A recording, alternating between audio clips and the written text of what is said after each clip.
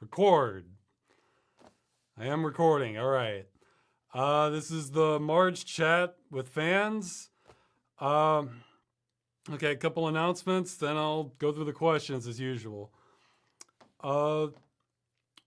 Didn't release that much recently, but that's because I spent a good chunk of last month working on the movie.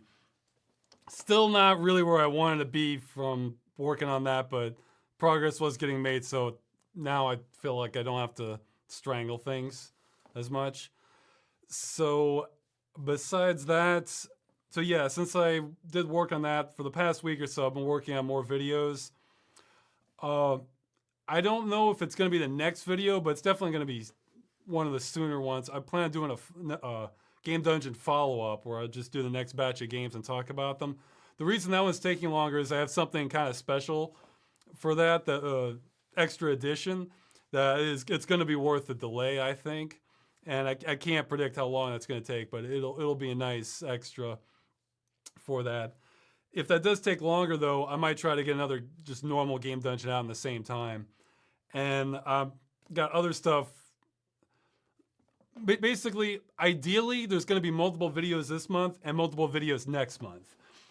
I can't promise one either way, but between those two, there's going to be several more videos. That's going to be my focus this month and probably in at least the first half of next month. So I'm just going to stay focused on the videos, see what I can come up with. Mostly Game Dungeon, but, you know. And let's see, what else? Yeah, I meant to write down notes. Now I forgot them all. Oh yeah, the next video chat, I normally do this on the first Saturday of each month, but the next one is April Fool's Day, so I can't trust anything anyone's going to say to me. So I'd rather not do it then, so I'll do the Saturday after that, so I guess April 8th. Or just trust whatever's in the YouTube description. Oh, and we did the Unreal Tournament session, Unreal Tournament 2004 session. I think it was fun, and we'll do it again. However, I think I may switch to the full version. I did a quick check. So we did the free one last time so anybody could join. The full version is $10, I think, if you get it from GOG. Or if you could still have an old copy like me. You know, I'm using the copy I have from 2004 that I got used. So that'll open up a whole lot of maps that we can play on and mutators or maybe mods, that sort of thing. So if you want to join in on that, you're welcome to, but at least it's a cheap game. Ideally, it's free, but this will open up a lot more things with that. That'll probably be sometime in the middle of the month. I'll put that in the description. And I think, so yeah, mostly just going to be working on videos. That's really all I have for announcements. The other thing I wanted to mention, though, was this is sort of an unofficial third follow-up or third video on VR. At a mall near here, I finally got to test the HTC Vive and the consumer version of the Oculus Rift. So I wanted to give like a quick rundown on that quick, and also a new thought I had. Yeah, like if you don't care about my opinion on those, that's fine. You might still want to hear what I have to say after that. Because this is another one of those ideas I hope somebody takes. So yeah, my quick impression of them, they both felt pretty comparable. I got to try each for about 10 minutes at the, you pay them a little bit and then they ran a game. I got to try, I had to look it up later. I think it's called the Brookhaven Experiment. It's some zombie shooter game on the Vive. And I got to try a little bit of an archery game by Valve. And my impression of it, basically, a lot of people were telling me, several vocal people were telling me that my perception of VR was all wrong. Once I finally got to try room scale with motion controls, it was going to change my perception entirely. And my thoughts were that it was going to be just sort of frosting on the cake, not really. The real draw was still 3D. And it's exactly as I thought. The motion, the room scale stuff, the motion controls, yeah, it was a nice little extra, but it's nothing compared to just immersive 3D. That's really what gets me. And honestly, I found myself almost a little bored by the game by the end of it. I mean, I still like being able to look around another world, but in the game, all you're just in this small area. I mean, you can walk around in the little box, whatever, and zombies just come at you and you shoot them. I mean, yeah, it was kind of fun, but it just felt like a mini game, and mini games don't really do it for me.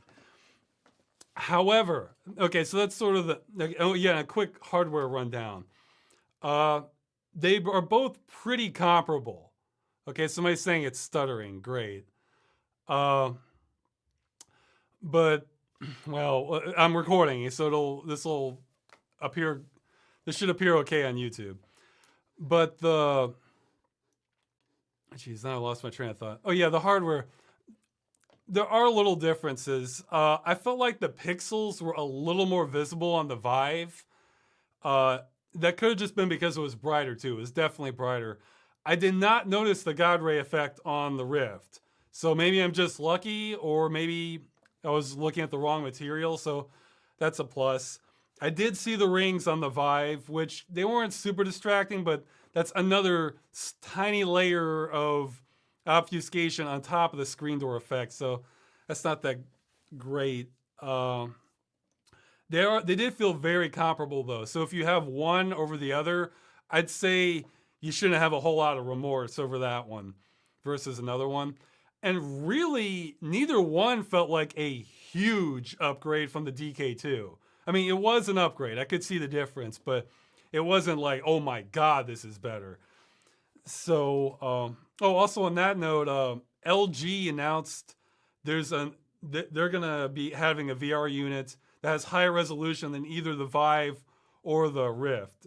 But they just demoed it at GDC. I don't think there's any additional details on it.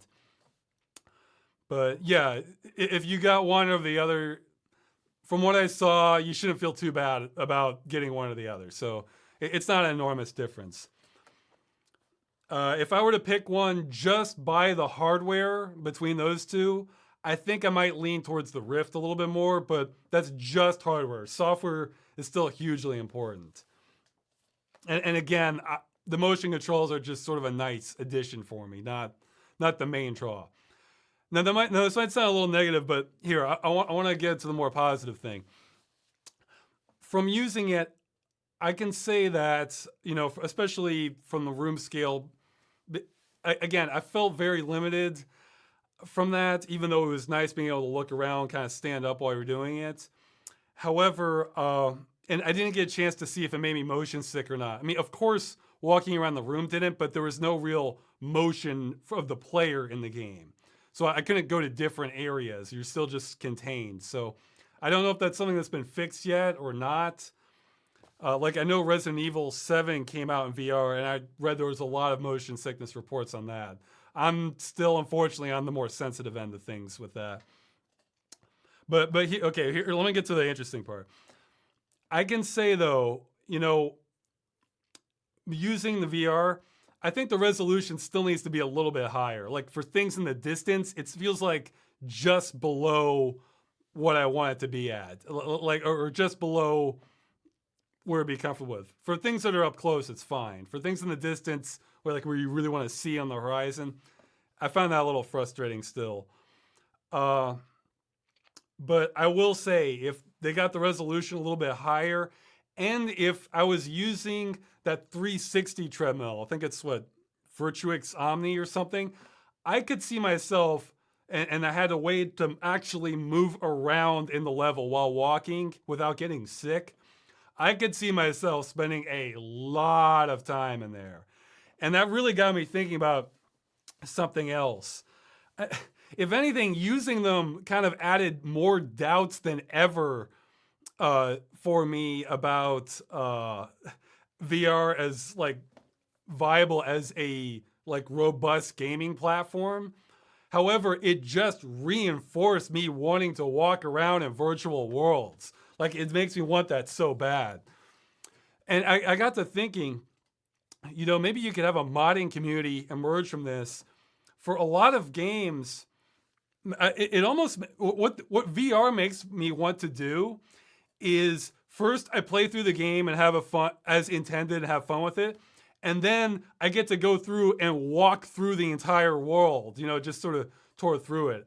Like I could lose hours and hours and hours for years doing that. I mean, it just looks so, for me personally, that seems so interesting.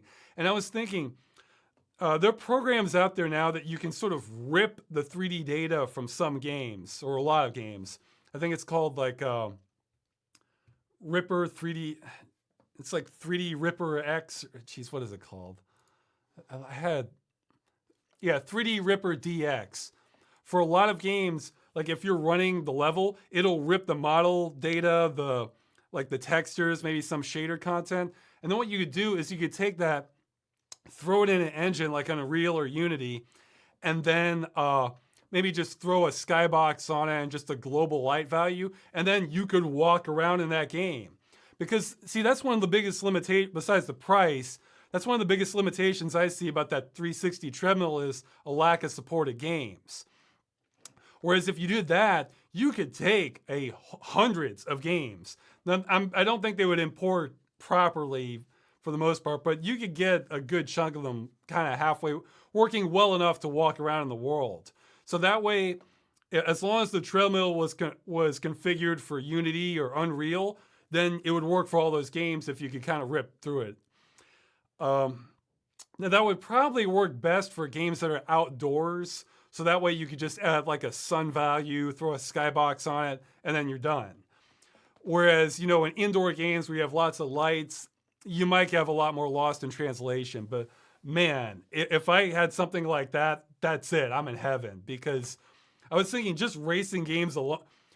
Okay, this sounds dumb, but like even years back, I remember thinking, like, I think with Need for Speed 3, I remember thinking, man, this is so nice looking. I would love to be able to just kind of walk through here besides just racing through here. And hey, it looks like maybe someday I'll actually be able to do that. So, I mean, just racing games alone, there's so much to look at that you don't normally get to pay attention to because you're whizzing by at 90 miles an hour or more. But again, I'm still skeptical about VR gaming because there's so many things. Games now can get real complex and there's a whole lot of elements. And between that and the motion sickness, it can just be kind of overwhelming, I think. I mean, maybe somebody will prove me wrong. I mean, I'm sure there's a few that already do that, but for mainstream. But man, I feel like we're getting closer and closer just being able to just bust open, being able to explore hundreds of 3D worlds, which to me, that's VR couldn't be better for. So I'm hoping somebody gets on that, but at the same time, there'd probably be a ton of copyright issues. So it might have to remain sort of an underground modding community or something. But yeah, and I don't know if you can overcome the motion sickness with the 360 treadmill. Maybe you can if you configure it just right. I mean, for people who are sensitive to it. Obviously, some are more sensitive than others. But it's got me excited about it, but I still feel like it's not quite where I want it to be yet. So, okay, and man, my voice is kind of, it's been a while since I've been talking this much. Yeah, I think that's all I have for announcements. So let me get to the questions. Again, I'm going to go in order in the ones that got the most votes. So, and just kind of go down from there. Okay, so let's see. In a recent video chat, you mentioned that your degree is in criminal justice. However, Freeman's mind gave the impression that you have a more than passing acquaintance in the sciences. Like where Freeman wakes up and thinks he's back in grad school teaching an undergraduate physics class, seem to draw from experience. You also mentioned in an email reply that you once have worked at Oak Ridge. What's the story? Did you start as physics major and switch? Or is Freeman's mind just very thorough research on your part? Well, kind of neither. No, the most physics background I have is advanced placement physics in high school. And that's as far as I got. Yeah, but my degree is sort of a result of me wanting to end up in a job where I wasn't bored. So yeah, I have a major in criminal justice and a minor in psychology. So in education terms, I'm probably closer to Mulder than Freeman. But yeah, I did live in Oak Ridge, but I was just doing I was just doing phone call tech support there. I really just try to research stuff periodically now and then to give Freeman some more physics cred, some physics credit to kind of make it look like he really knows his stuff. That's why he can get away with having such an abrasive personality. And what? So yeah, I just because if you're that talented, you can get away with all kinds of stuff because you're irreplaceable if you're that good. So I kind of wanted to sell Freeman on that angle because he probably wasn't going to win people over with his personality in the workplace. So yeah, my background has my education has woefully little to do with what I am doing right now. Okay, next question. Who do you typically watch on YouTube, if anyone in particular? Lately, I haven't been watching that much. I've been busy more than anything else, or played game or watch a movie. But I want to catch up on what a lot of people didn't like him, but I do. Tom White from Weird Video Games. A lot of his episodes are really entertaining. I want to catch up on a lot of Cinemas. Man, I may have to get some water in that. Some Cinemassacre stuff, Angry Video Game Nerd and some of the side videos that they have. What are some others? I like surreal comedies. So feel free to suggest more to me, especially stuff that you feel is like underrepresented. I feel like it's harder to find small people than it used to be on YouTube, which is unfortunate. Or maybe just the small people are getting more views, but I don't know. I tend to be more cynical about that sort of thing. I think they've kind of fallen off the radar, but I like the Magic Hugs YouTube channel. They had a lot of really funny stuff. And they're more hit or miss, but I like the channel, True Nuff, NUFF, that they have some funny stuff. If you want a good sample, look up Glacier Race. That's a fun one. Yeah, I'm kind of behind. I've fallen behind. Ironically, somebody who works on YouTube all the time isn't that aware of what's going on with YouTube, with other YouTube videos. I mean to catch up more. So I might think of some more later, but those are some to get started with. Oh, actually, if you want a fun one, this wasn't really a channel, but it's dated now, but I found it so hilarious. Geek My Sled. It was sort of an American Chopper. It was sort of a parody of American Chopper, except they're working on making laptops. And I just found it so funny. Like, I loved it. I wish they made a series out of it. But yeah, that's another one I remember. Hey, I'm going to step out for just a second to get water because my voice is like collapsing here.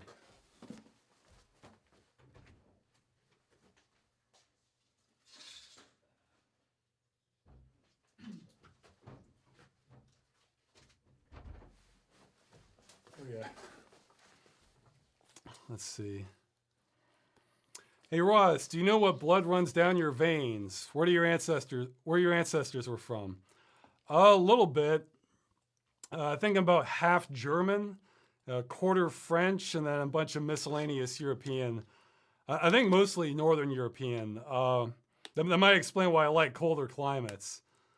But I've never really traced that. That's just what my parents have told me. So, okay, I'm taking some water here.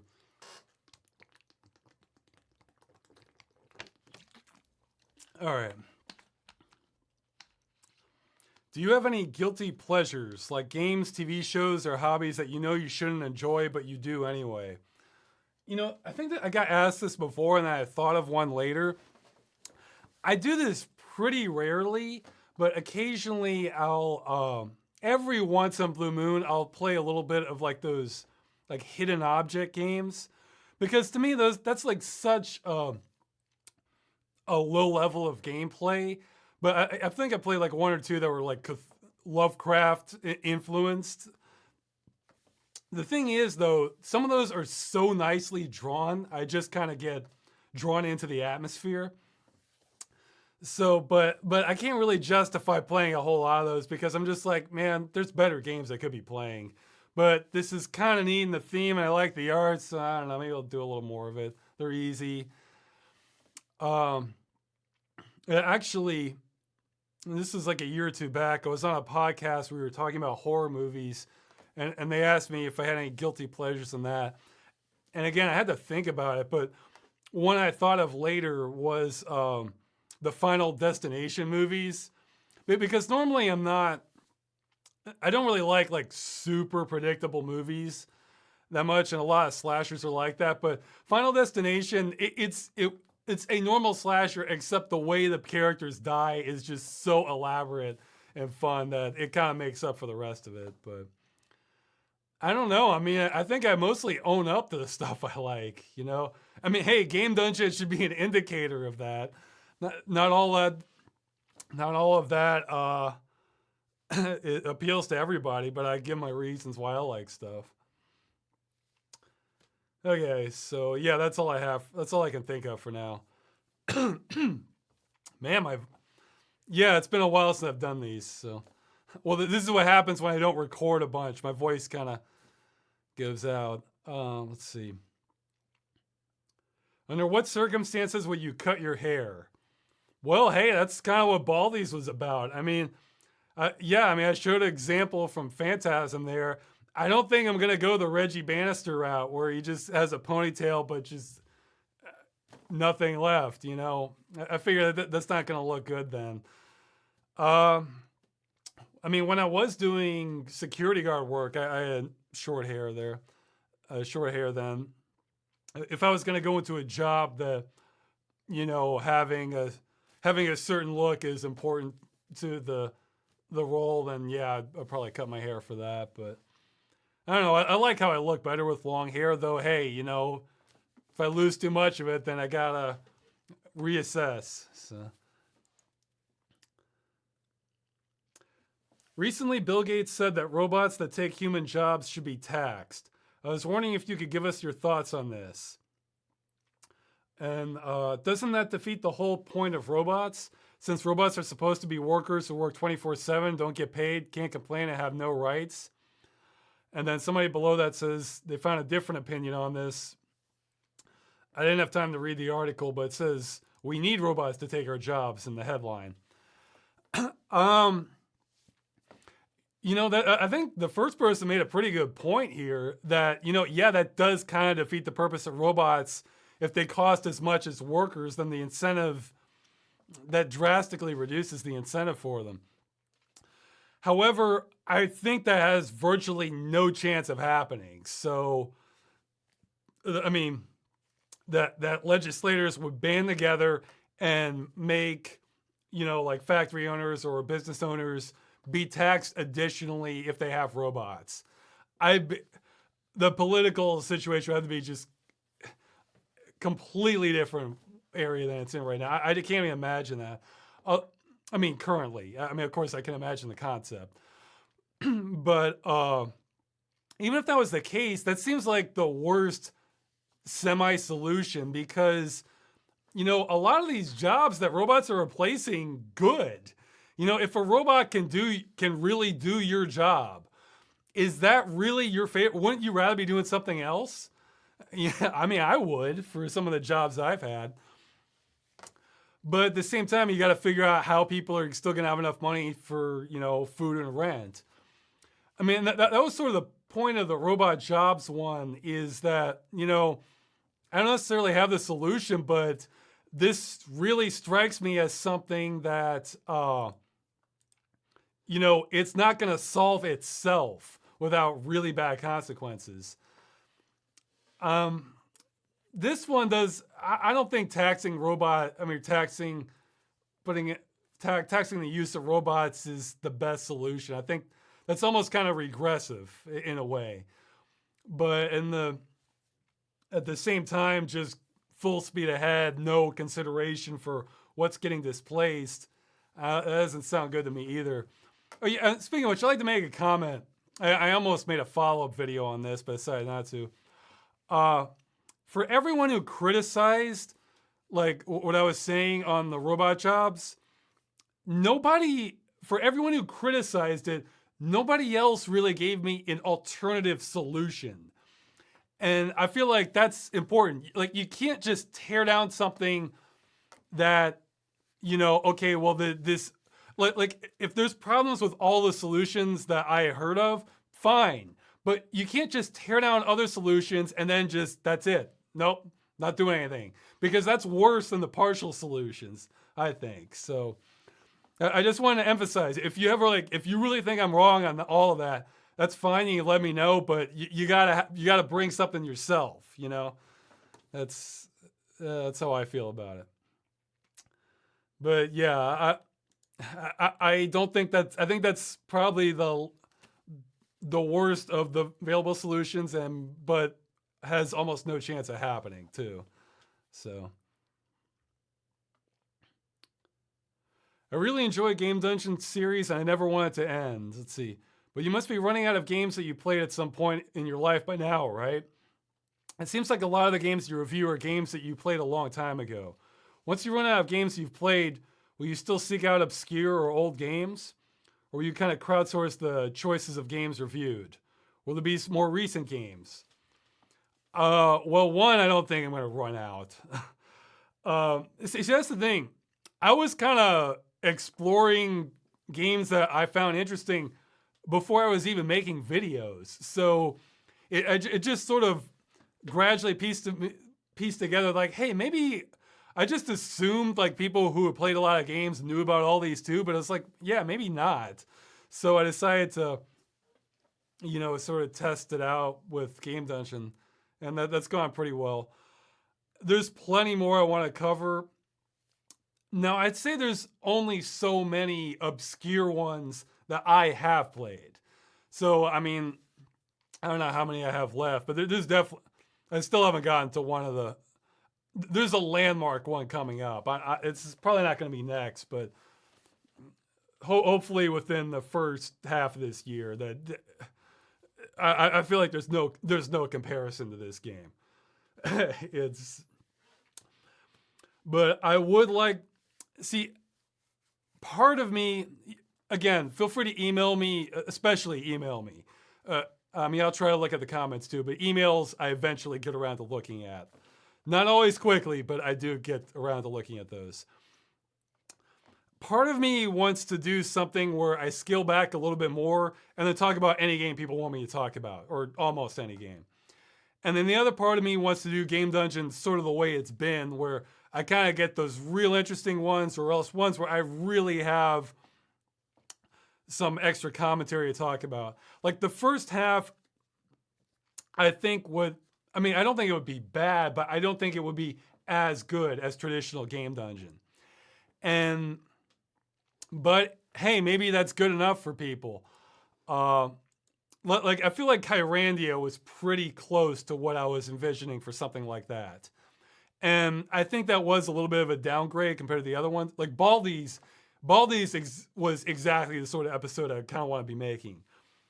But, if I got more help, maybe I could spit out ones like Kyrandia like 3 times as fast. So maybe even more if I really got things under control. Because the writing and just recording, that doesn't take too long, But, going through the game and having little extras, like all the video clips I had in Baldi's, or sometimes getting some footage sometimes some footage tricks are a little trickier to process, or just the 2D inserts I have. That all eats up time. So I'll see. Okay. Well, okay. People are talking about the robot jobs. Okay. Well, one criticism I do want to address. No, I mentioned that in the video. Like, okay, fine. If this is just an industry transition and we're going to have new jobs, what are these new jobs that robotics are opening up? Like, I don't even know what's on the horizon. I mean, besides designing and programming the robots, but that's going to be a minority just from the math of it, because otherwise it wouldn't be economical. So that's why I think this is different from the Industrial Revolution and the age of computers and the internet coming online. Okay, but so I don't know. I definitely want to do a lot more with Game Dungeon.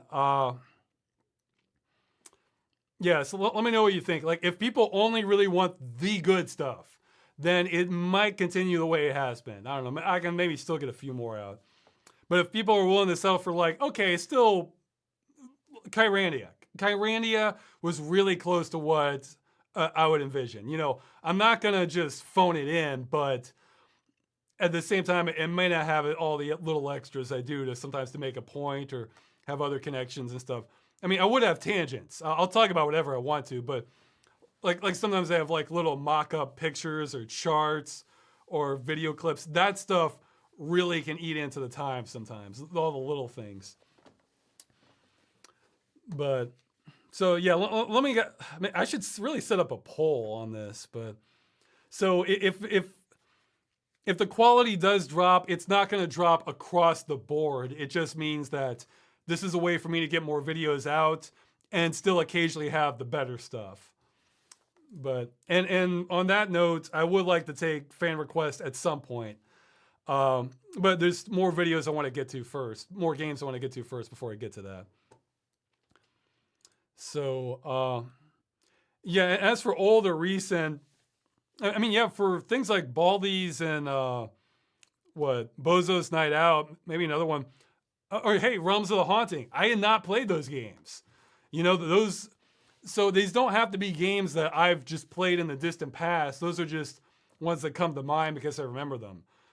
And I think all three of those that I hadn't played, Baldi's, Realms of the Haunting, and Bozo's Night Out, I think those all came out pretty well. So, how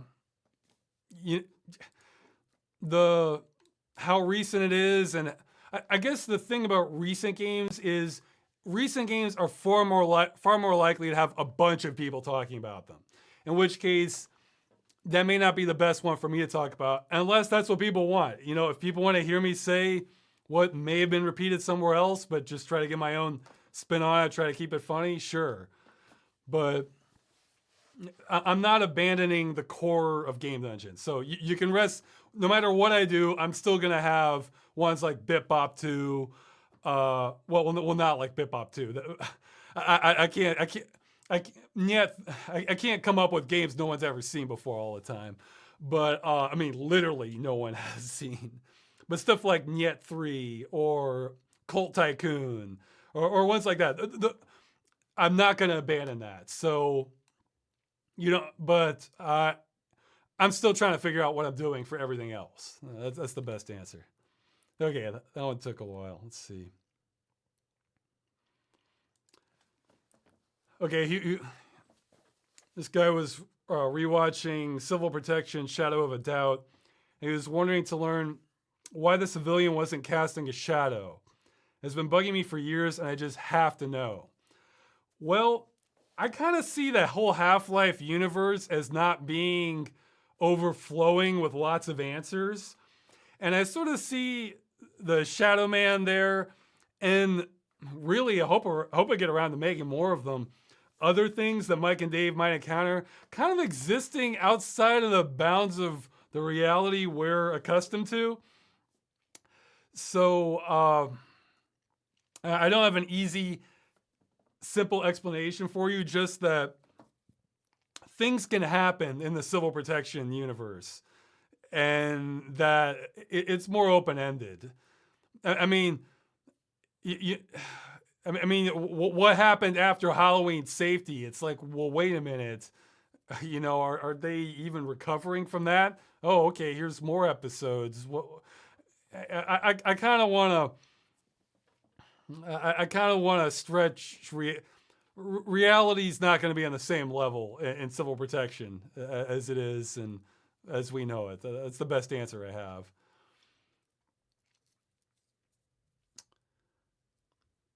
Ross, during the test drive episode, you mentioned that you drove your car in a body of water. Can you elaborate?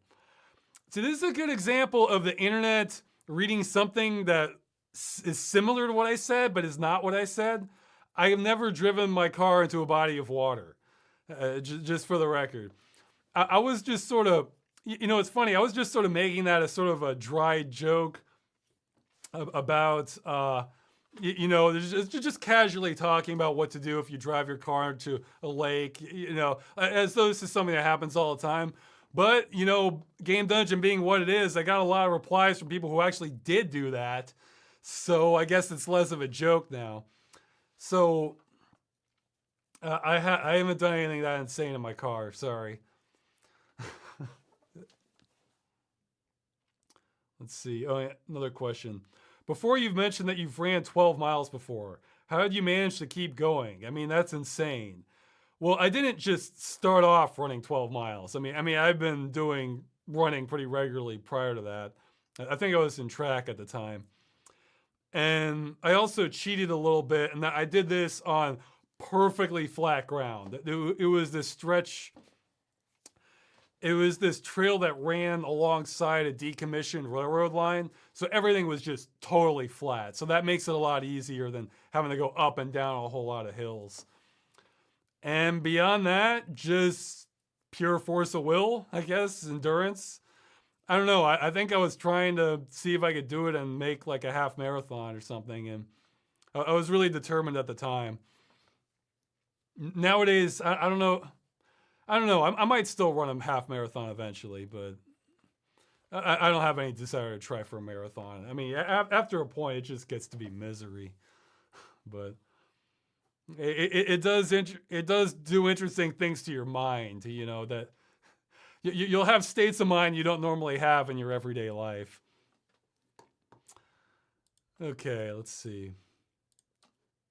More questions. Actually, here, I should arrange these better by windows so I can see the chat and this. Even though I realize I tend to not intentionally ignore, but miss a lot of the chat prior to taking live questions. But okay, again, see this is a good example of why I made this try to make this more democratic with the questions, so people can vote on what they want answered. What makes for a good can of beans?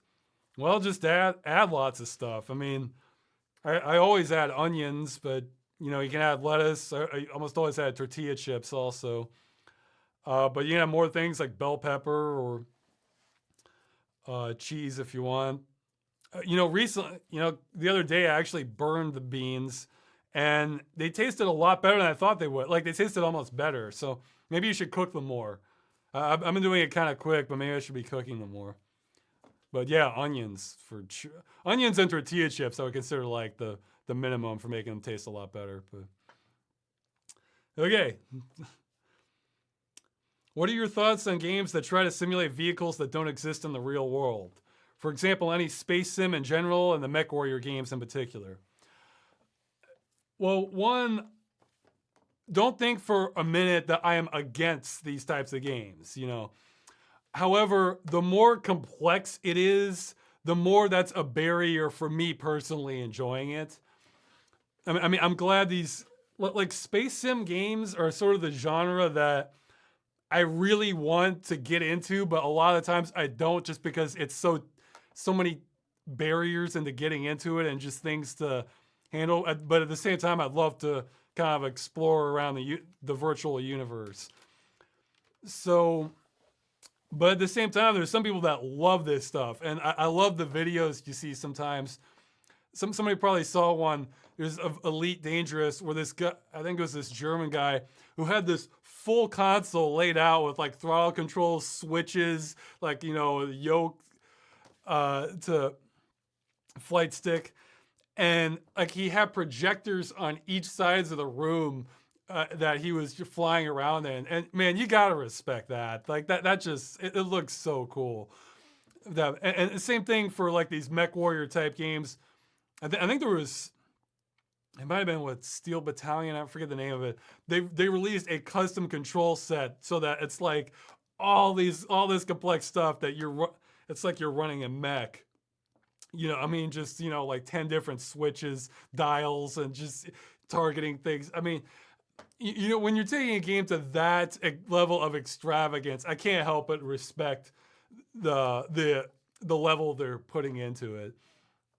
So I don't know. It tends to be more of a barrier for me than anything else, but at the same time, these tend to be like real futuristic games, and that's a setting I tend to like.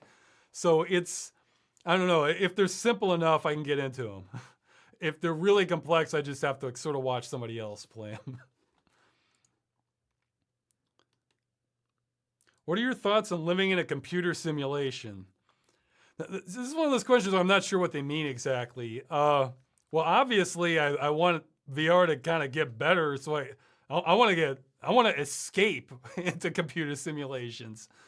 But maybe they're asking sort of like a Matrix kind of style one, where like right now I'm really just in some pod, or better yet, I'm not even real. I'm just some sort of computer construct AI that thinks it's real and is experiencing reality on that. It's not the sort of thing I worry about too much. I mean, if we're in a simulation, it's done an incredible job on reality just from pain. I mean, I actually, I don't know if I told this on the video chat before. I had a roommate in the past who did try some illicit drugs from time to time. Actually, he loved having me as a roommate because he'd say, "Hey Ross, I've offered you stuff all the time, but you always pass on it. And it's like I don't have to worry about you taking any of my drugs. Like that's great. Like so, but there was one time he got kind of high on it, and he was convinced I was not real. So I said, well, you know what? I can prove that I'm real. It's like, I said, well, you're welcome to, I don't believe you, but you're welcome to try. So what I did is there's like a chopstick handy. I took the blunt end of it and I started poking him with it until he said to stop. And he just looked so confused. And he told me later after he was lucid that he said I had created a paradox in his mind. So it's like, oh, fine, you can believe I'm not real. It just, how does this feel? How does this feel for not being real? So if things aren't, I think they did that study where they tried to find evidence this is a simulation and they turned up empty. So I think this is probably real, guys. But if it's not, it's so real that I don't even worry about it. Okay. What makes you like Wallace and Gromit so much? Also, do you like other cartoons? Well, I will say I thought the movie with Curse of the Were-Rabbit was weaker than the series. The series is just gold. Like the first 3 episodes. It just has this innate charm to it that it has a lot of that kind of surreal humor I like, but it's still like kid friendly. But even then, when they have creepy things like that penguin with like the little flickering eyes, that is kind of creepy. And I like how they're just kind of introducing that just as a little thing inside like this, what's essentially a family show you can watch. And the fact that the dog is smarter than basically everyone else in the show, and just kind of deals with it, what everybody else doing their thing, and Wallace's just genuine enthusiasm for things, or just his raw vulnerability. I don't know. They really nailed it. I thought Wallace and Gromit's. If you haven't seen them, really try to watch the first 3 claymation episodes they did of it. It's just great. And yeah, I like other cartoons. I like The Tick. It was one of Ian Flux. That's still one of my favorite shows that I've seen. Let's see. Well, Beavis and Butthead. Just still need to watch more of. I'm trying to think of some others. Oh yeah. I'm way behind, but I saw lots of C-Lab. Was it 2021 on Adult Swim, and Aqua Teen Hunger Force. So some of those, with Aqua Teen Hunger Force, some of those are just like, it's so funny. I just love it so incredibly much. And others are so warped and twisted that maybe I'm not always in the mood to watch that, but it's all quality. So, like other things, it's a little tamer, so I can watch it no matter what mood I'm in. So sometimes the more twisted something is, the more I kind of have to be in the right mood to watch it. But it's still absolutely hilarious with so many scenes. But yeah, I'm sort of behind on cartoons. But yeah, the ones that are just, I mean, all those that I mentioned are really funny, I guess, except Ian Flux. And Ian Flux is like real sort of kind of interpretive and surreal and very interesting. And so, either stuff that's real funny or just really fascinating, I guess, is the stuff I like from cartoons that you can appreciate even as an adult. That doesn't mean it has to be for adults. I mean, hey, good humor can transcend like multiple levels. So.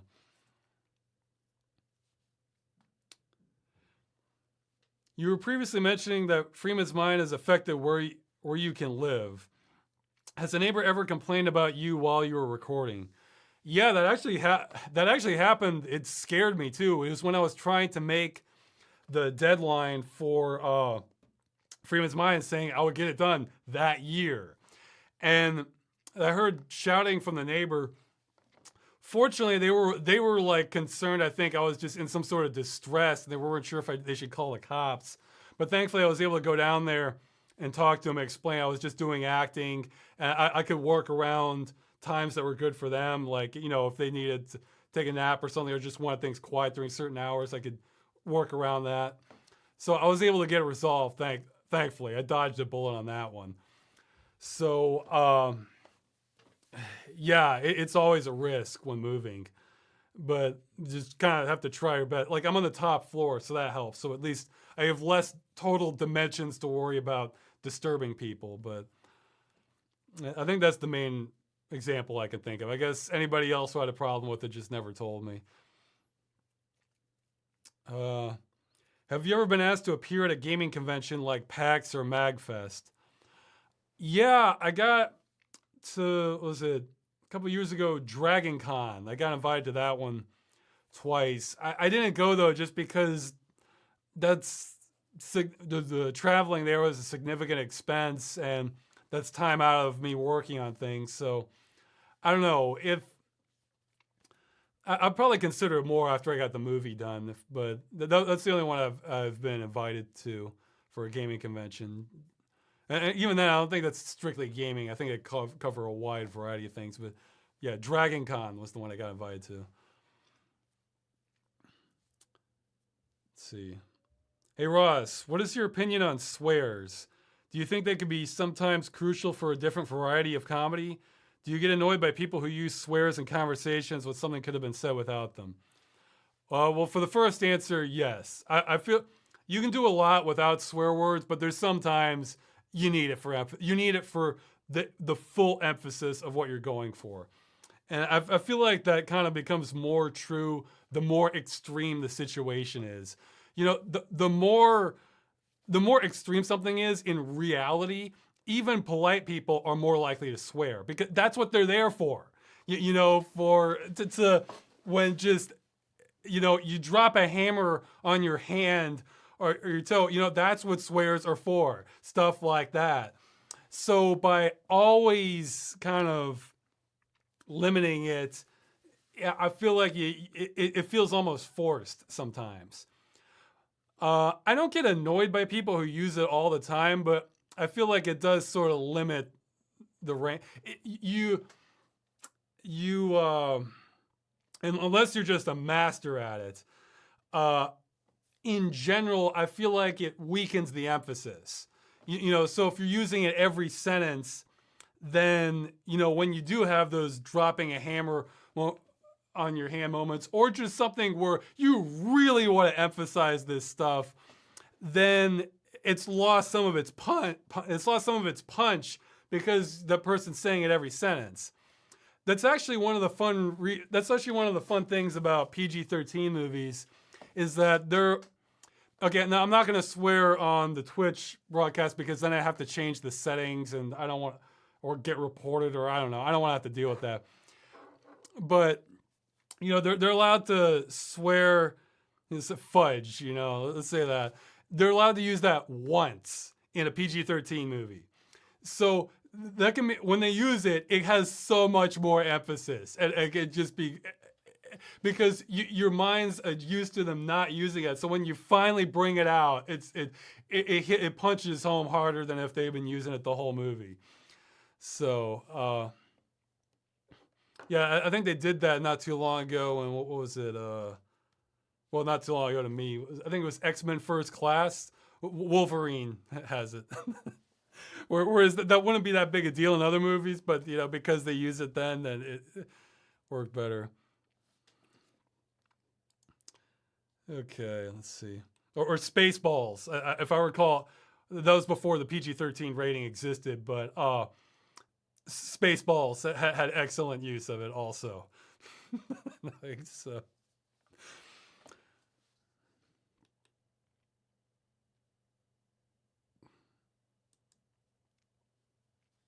Let's see. What would be your The Simpsons? If you had to make hundreds of hours of content in one of your series, which would it be? Well, I've already spent hundreds of hours on multiple ones of my content, but well, I guess there's two answers. One, like if I had to, like it would probably be something like Game Dungeon because I can just kind of keep going on with that forever. It feels like, and they can be long, so I could burn through more of the hours. Hey, who knows? Maybe long enough I will hit 100 hours of Game Dungeon. But if, let's say I have unlimited resources, so I could delegate a whole bunch of stuff, I would want to do it more with something like Civil Protection. I might expand the Civil Protection world some more beyond what you have in Half-Life. But, I like the characters.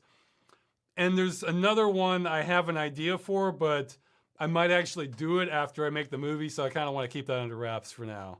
But I think ideally I'd rather have a whole bunch of different stuff because I still have plenty of ideas of things I'd like to do. It's just once you get some creating stuff from scratch, like with animating and like either with illustrating or things, that's a whole hell of a lot more work than taking recorded footage and then turning that into something more presentable, like Game Dungeon or Freeman's Mind, something like that. So, okay, keep going. Would you consider doing Enemy Territory Quake Wars demo for the next play session with fans? Even though the full game is no longer digitally available, both the full game and demo versions are still functional and playable online. I didn't know it wasn't still available digitally, actually. Although I guess I bought the DVD copy, so. Well, I'm already doing a real tournament. I've committed to that one. I kind of want to lean towards no, just because for me, I mean, I can play it now and I'm totally competent at it. But Quake Wars definitely has one of the higher learning curves out of first-person shooters I've played. And I kind of want this to just be more just sort of casual thing where people, if they want to play with me, sure, they can do that. And Unreal Tournament 2004, while you're definitely operating on a different level if you've played a whole bunch of it, you can still pick it up, run towards the node, run some people over with the vehicle, and not have to worry about it too much. So you don't have to be an expert to kind of get into it. And I think I'd prefer a game like that where, I mean, I guess you could say that for Quake Wars, but it has a high learning curve from what I remember. I mean, I know it now, but Quake Wars is one of those games I had a couple false starts on where I'd start to play and it's just like, maybe I'll come back to this later. And then a few months later, do that again, and I'll have finally learned it and then start playing more of it. So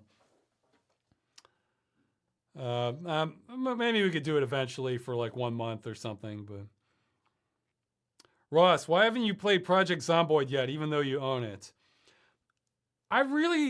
Well, two reasons. One, I really like having the full game experience.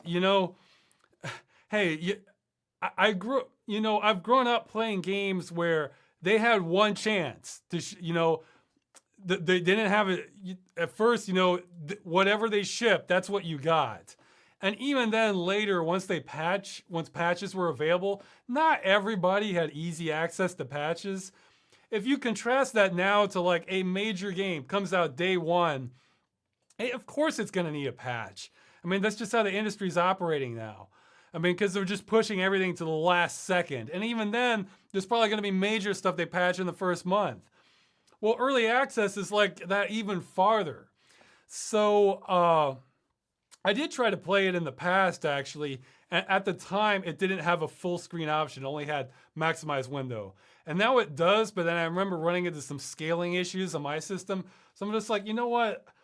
I figure once an early access game leaves early access, that game is pretty close to being a good final release. Most of the time. There's been a few people who abuse that, but by and large, once a game leaves early access, it's good to go. You know, they might add more stuff later, but you know, you're gonna have a good experience. So I'd rather just be patient and play another game that I know I have some confidence that it's done. I don't have to worry about, because who wants to play a game you're loving it, you think it's great, and then halfway through you get into a bug that you just can't get past, like the game's broken. Or maybe you really like something early on and then they get rid of it, you know, and then it's like never as good. Well, if you're coming in late, you never knew, you didn't have the comparison point, so it doesn't hit you as hard. So I don't know. It's just like I like playing games that are done. So I mean, hey, that's how it is with the videos. You know, I only get one chance to put it up. Occasionally, well, especially when I re-release stuff on my channel, I made really minor fixes, but this is just like the equivalent of like a 1.1 patch, you know, just little things that I wanted to fix, you know. So I'd rather just wait till it's ready to go. But if it feels like it'll never happen, then yeah, I guess I'll play it early access. But there's other games I can play in the meantime. Ross, are there any games or franchises that are console exclusives that you really wanted to play but couldn't due to being a PC gamer? The kind of cool looking games that make you curse console exclusivity as a concept. Yeah, it's not that I'm a, yeah, don't let anybody think that I'm against the console as a format. Because of course, you just want to sit down, put a game in, play.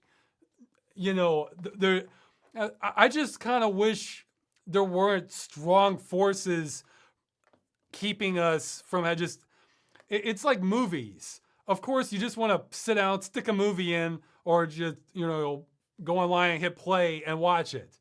You know, you don't have a special player for Warner Brothers movies and a special player for Disney movies. I mean, I feel like in the past, that's kind of where that there were really legitimate reasons for console exclusives. I mean, not just business ones, but like hard design reasons.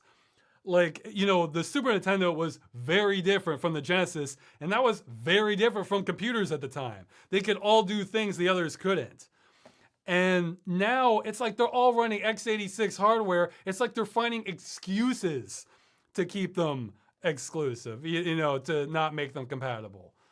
So, but yeah, to answer the question, yeah, there are ones I want to play. I mean, I think anybody who plays who likes playing games, you know, a variety of them, they're always going to come into something on another platform that they'd rather be playing. When it comes to I want to play Heavy Rain, The Last of Us, Forza Horizon, and really most kind of open-ended kind of scenic driving games. Like, I don't care too much about ones where you're just on a normal track, but ones where you're just off in the countryside or some exotic locale. Yeah, I think like Drive Club is another one like that. Oh yeah, I should mention some. Maybe people in the chat will know the names of them. There's two for PlayStation 4. One, it's like some horror game. I think that takes place at a ski lodge or something. I don't remember the name of it. And there's another kind of more recent one that was announced that it's another zombie survival game, but hey, sure, it looked like it was competently done. I'd like to try it. So maybe in the chat, people will know the titles I'm talking about, and I can do those. But yeah, what are a couple others? See, I got lucky in that some of them stopped. Okay, somebody's saying Until Dawn, so that's one of them. And Oh yeah, the Resistance series. Although that one's kind of a paradox for me because there is no way I'm gonna play a first-person shooter on a gamepad. I'm I'm incompetent, and it's just not fun for me. Maybe if they had like the motion control, I could do that, but not a gamepad. Not a gamepad for something I need to aim. I'm just it's no good for me personally. But hey, I love the idea of an, a big over the top alien invasion where you're holding out. Sure, that sounds fun. Okay, so nobody knows. I don't know what this other zombie survival game is. Uh, it's a PlayStation 4 exclusive that was announced a few months back. So, um, but yeah, there's one. But yeah, I got lucky in two that I wanted to play were console exclusives, then stopped being, like Alan Wake, which I got to play, and more recently Dead Rising. So I'm gonna play that one at some point. Uh, but yeah, this is why I tend to follow just sort of PC gaming news. So I'm not bombarded with marketing saying, "Hey, look at this exclusive game," because what? Because then it's just kind of rubbing it in your face. Yeah, maybe sometime in the future this will be a thing of the past where you just the game releases on a platform and it's recommended for the living room with a gamepad or recommended for sitting down with a mouse or something, and sure you can or recommend it as a party game or something. I'd rather see that like movies. That's how it used to be with movies. Geez, even recently with HD DVD and Blu-ray, but before that you had Betamax and VHS, and even before that you had company exclusive theaters where Warner Brothers really did only play their movies at one theater, and Universal might play only their movies at another one. Okay, somebody's saying Days Gone. That might have been the name of the other one. Oh yeah. Okay, more questions. I'm kind of going through them slowly this time. Would you kindly say something inspirational? Sure. Okay, no, I skipped one. Uh, Back in 2015, you said you start work on Freeman's Mind 2 once you got together most of the core assets for the movie. Do you have any updates for us on that? No updates. I'm still running behind. I did get things done, but believe me, I'm feeling it, but it's not there yet. Sorry. I am not forgotten. I'll say that. Okay, so would you kindly say something inspirational? Sure. Here, I'll give a quote I like. Let's see. Give me just a second to pull this up.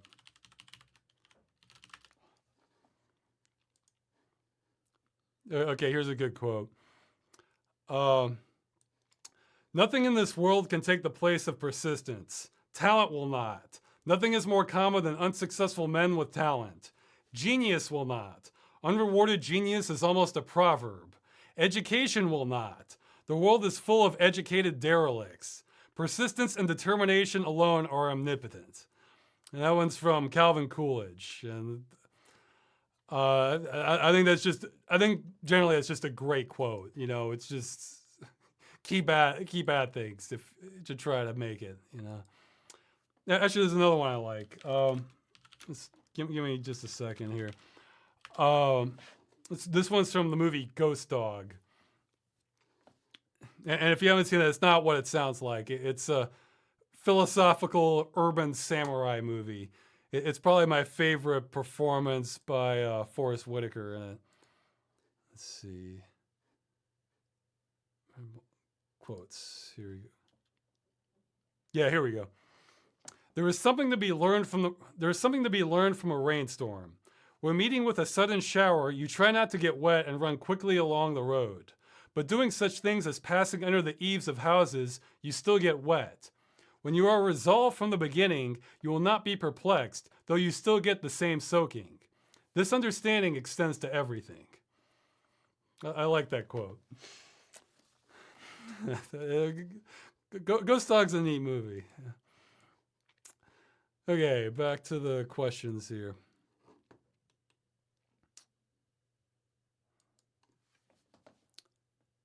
Okay, another food question. They're saying, what kind of food have you always wanted to try? As in, is there an item of food that caught your interest, but you've never got around to trying out? I don't think so. I mean, it's more like I'd rather like to eat more of kinds of foods that I do like. I like, like Indian or Thai or, lots of Mexican. I like stuff with a lot of flavor to it generally. Which I guess I'm still sort of living in the wrong country for that, but uh, not to knock it too hard, but Polish food it isn't the most flavorful compared to ones like sort of in the Far East, I guess.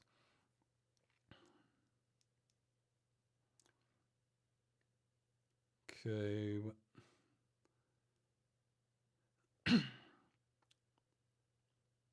Yeah, okay.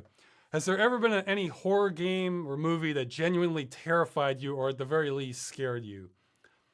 Well, okay, for unfortunately, I've seen too much. It I don't think I can be genuinely just terrified by a game anymore. Okay, but here, the last game that made me jump, like just really jump, it just got me, was to give you an idea how long it's been, Resident Evil 2. There's this one scene where you're going through this hallway in the police station and you've cleared out that hallway like multiple times. So at this point you've progressed far enough in the plot that there's more rooms you're opening, but you know that you're just going back and through there. It's like backtracking a bunch. And as I'm running through there, bam, these arms just burst through the boarded up windows and grab me. And that just got me completely off guard. It was great. So I love that. And as for movies, again, to give you an idea how long it's been, yes, the last movie to just completely and utterly terrify me, like it just got me, like that's it, like I couldn't sleep and everything, was Ernest Scared Stupid. I think it was about 8 or something like that. And man, that one, I went back and watched that, and they really, despite being a goofball comedy with Ernest, it really did have a couple of advanced tactics for scaring people. Like there's this scene where this girl is like holding her teddy bear or something, and she calms herself down because she's worried about the troll that's gonna come and basically steal your soul. So it calms you down. Then she turns her head, and there's the troll there right next to her, like on the bed. This is like, it's like, oh my god, like this is not Scooby-Doo level scare tactics here. Like they were kind of pushing the envelope a little bit for a kids movie. So yeah, that's the last one that got me. Just terrified me. Ernest Scared Stupid. And it didn't terrify me, but ones that got under my skin a little bit that I saw later. Some might laugh for The Blob, the original one, and The Shining, of course. But yeah, nowadays it's more like a roller coaster ride for me. I still enjoy them, but it takes too much to scare me now. I've sort of deadened that part of my brain a little bit, I guess. It's like, like heroin users, they're never going to get as good as the original high, but I think it's like that. Ross, in Freeman's mind, you've told stories such as the squirrel incident at MIT and the roommate who would paralyze himself with a cattle prod for fun. Were these stories made up on the spot, or were they derived from any sort of influence, such as real life experiences or movies? Those two examples, no, those are absolutely real life inspired. I actually knew somebody who did the cattle prod thing. Jesse from I'm not gonna say his last name. I'm not related to him. I made that up for the video, but I knew him from Boy Scouts. Very dynamic individual. I'll say that. Many stories about him. He just would throw a cattle prod. Yeah, he would drop the cattle prod so it would fall off him on the bed and just be like stunned on his bed. I guess it's just sort of a sort of its own high. I guess I don't know. And the squirrel thing, that is absolutely true, exactly how he described it, except it was at Virginia Tech, not MIT. I heard that from one of my teachers when in high school who taught electronics. And this is not a guy who would just make up tall tales. I mean, he was pretty straight laced, just matter of fact kind of guy. And yeah, he gave us that story about, squirrel got caught between the lines, tripped the circuit breaker, bam, like cut out the power to the campus. Now that was a while back. I'm not sure when, at least the 80s, maybe the 60s. I don't know. And it wasn't MIT, but it was Virginia Tech. So yeah, those two examples are, when they're good enough, I like to take stuff from real life. And I don't hold the view that truth is always stranger or more interesting than fiction. But hey, there's plenty of good examples. Take the best from either. Man, a lot of questions this time. I may skip the bottom questions. I answered a few that had 0 votes, but that I thought were still good questions earlier. So let's see. Yeah, like on Reddit itself. I mean, you mentioned in one of your earlier video chats that you received Bitcoin donations from a fan. From your Begathon video, you showed how much you actually make per dollar donated via PayPal. Is there another way to donate that would net you a bigger slice? I have no idea. I'm open to whatever people want to send. Again, no obligation. It's everything is exactly as I laid out in that Begathon video. Only one type of person whom I prefer to be donating. The ones that just have so much money they don't even know what they're spending it on. I'm pretty sure I can put the money to better use than those types. But everyone else, And again, actually, I think I heard lately that Bitcoin's getting more valuable. So sure, I'll take Bitcoin.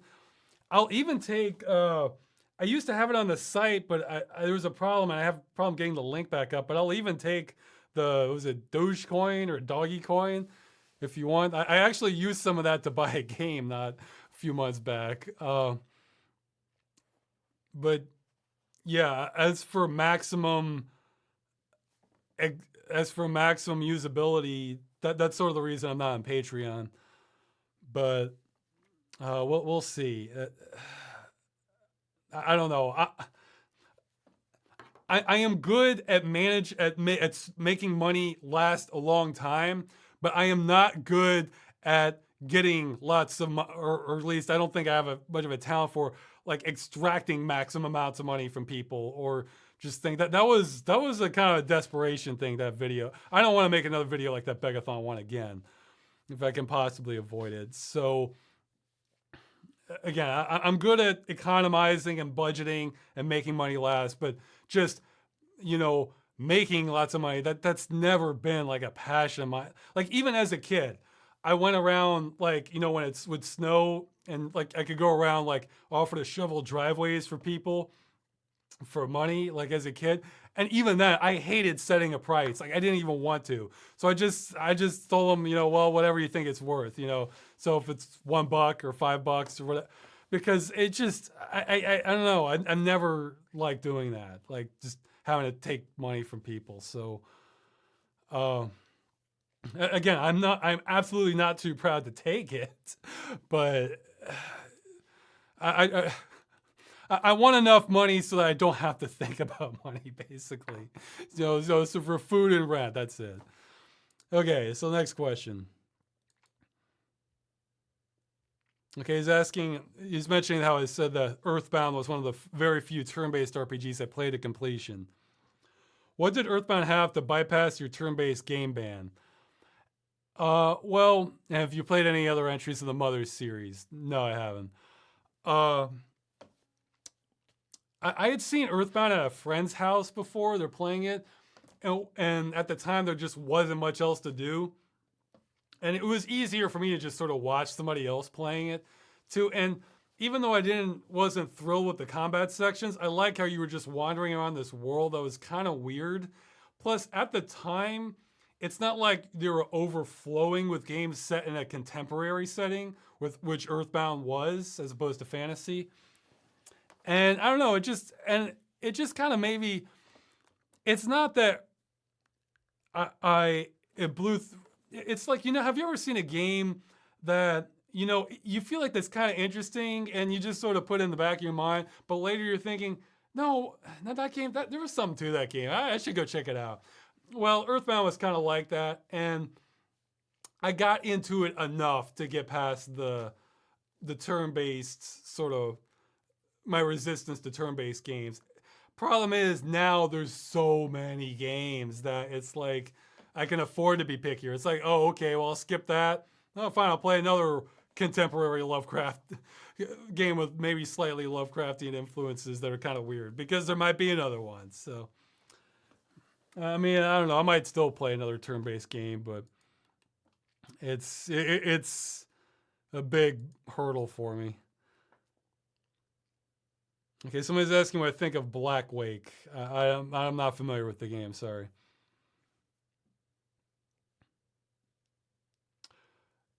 If you have plans for a continuation of Freeman's Mind, would it be after you complete the movie or before? It'll be before the movie, but I really want to get more done on it if I can first. Well, we'll see. I don't know. Okay, this is a long one. Okay, I'm just going to condense this question. What is your opinion on game endings? Do you follow the philosophy that the game is all about the journey and the ending can be whatever? Or would you like a rewarding ending tying up loose ends and some more depth to it? Maybe even a cool cutscene or some clever replay summary of your playthrough. I definitely prefer good endings. I don't feel like you have to tie up every loose end. I just like something that you get for going through the game, Hey, and if it's like a story-driven game, I like long, drawn-out endings. Like, let's see the falling action. Let's see the conclusion. I mean, even if it's just some guys talking in a car while they're driving, I guess, like in like the classic story formats, you have like exposition, rising action, the climax, falling action, the conclusion. It's like, whereas a lot of games, it's, okay, maybe I can do this mirror. No, okay, like this, yeah. A lot of games, it's like rising action, action, bam, end. Like, so it's like, like, especially if it's like a hard game or one that has like a real finale to it where your heart might get pumping a little more. It's like you kind of want that cool down from it and just have some satisfaction for what you did, especially if it's hard. And so it doesn't have to tie up every loose end, but I like it to feel like something was resolved. Or if it's not a story-driven game, like, hey, Contraption Zag, man, that is not a story-driven game, but man, what a great ending. You get to see that giant machine rise up to the clouds, all this stuff happening, the roll of the portraits of the staff. Just give me all the little extras for the ending. It's a lot more satisfying that way. Now, some games I can enjoy a lot, even if it doesn't have that, but it's always a welcome addition for me. Like, even just some open world driving game. If I know that it has a plot or just something special happens if I do the ending, great. I want to see that. So some games, I understand people who only care about gameplay. I understand that perspective. For me, it's more the total experience. So, and some games are still very enjoyable without the ending, but I always prefer an ending that took some effort. Doesn't have to resolve everything. Doesn't have to be the most spectacular thing ever, but just give me something. I always appreciate it. Okay, somebody's asking if I'll move the chats back to Sundays, or at least mix it up every other month. Yeah, I probably should. I think for next month, I'm going to do a Saturday. I'll tell you what, I'll try and do a Sunday for May video chat. And then if people are fine with it, maybe I'll stick with that for a while. Or like you said, do it every other month. And the top 25 games you're excited about, you posted how many of them have you actually played, and do they live up to your expectations? I got to play a decent chunk. The general rule of thumb is that if it's a game with modern graphics, or maybe not even modern but looks real good, I probably still haven't played it. But the others, the 2D ones, more lower definition ones, I got to play a decent chunk of those. It was a mix. Like, well, let's see. Okay, probably the worst performing one so far that I've played would be Into the Stars. Boy, that one, you see the trailer, that's the whole game. Music's wonderful, but man, it's like if you've seen the trailer, you've seen the whole game. That was probably the most disappointing. Mother Russia Bleeds was awesome, really hard ending that I didn't. Yeah, Mother Russia Bleeds was awesome. I got to the boss, didn't really want to try to beat the final boss, and so I stopped there. Slain, awesome. Got to the boss, didn't really want to try to beat the final boss, stopped there. Dex, awesome. Ending is kind of weak, but Dex was great. I loved it. What was some of the other ones that I've played? Sunless Sea, I need to take another. Sunless Sea is another one with a learning curve, kind of put me off. I do want to take another stab at it though. Let's see. Yeah, I guess both Mother Russia Bleeds was kind of short though. But it's a beat 'em up. I mean, what do you expect? So, what are some other ones? Yeah, like the nice graphic ones I haven't played yet. Pretty much, I'm waiting to upgrade for that. And I'm not planning on upgrading until I get a lot more done on the movie. So you gotta keep the right focus. I don't remember what else was on the list. That's why I made the list. There's so many, man. But yeah, so far it's looking above average for me personally. But yeah, I'd say for the ones that I remember, Dex was the best. I think so far. But yeah, both Slain and see, hey, that's another reason. Slain, I played it. I played the patched up version of Slain, and that was pretty fun. So yeah, somebody gifted me the Forest and which one? The red Firewatch. Yeah. Now, Firewatch, I might be able to run at full speed. I don't know, but I figure I'll just wait. I like being able to hit a full 60 frames per second. So I sometimes am years behind on what games I'm playing. And then there's some people are emailing me, hey Ross, you should hear about this game. And these are games that were in the runner-up list on that video. So there's some of those that I've played also. Okay, let's see. Okay.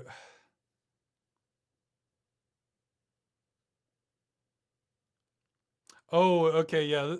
Well, okay, this guy asked me about Warhammer. He did it last month too.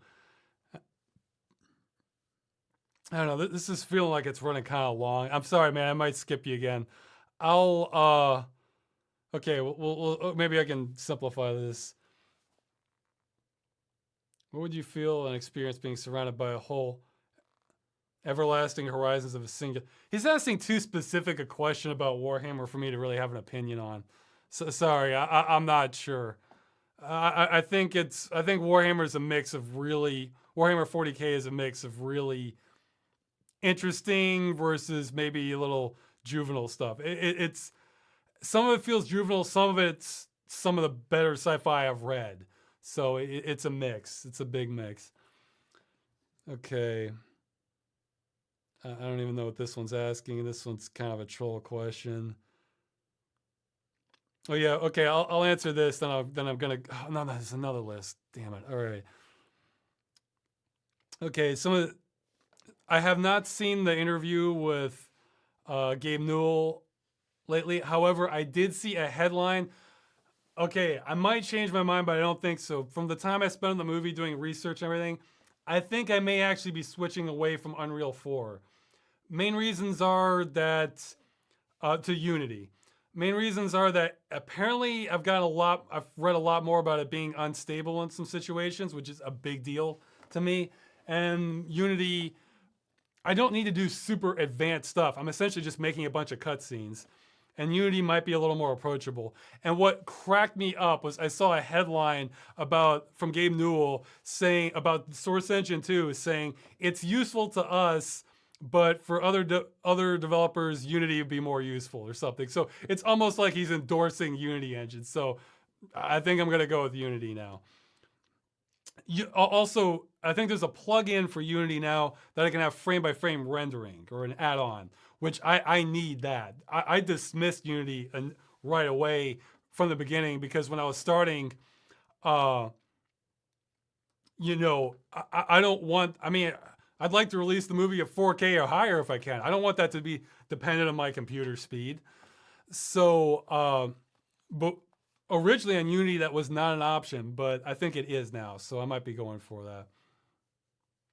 Okay, hey, somebody's in the chat saying Unreal 4 is far more powerful for cutscenes. If you want to talk me out of it and go back to Unreal, by all means, email me. But again, the most important thing to me is animation. That's where the bulk of the work is for me.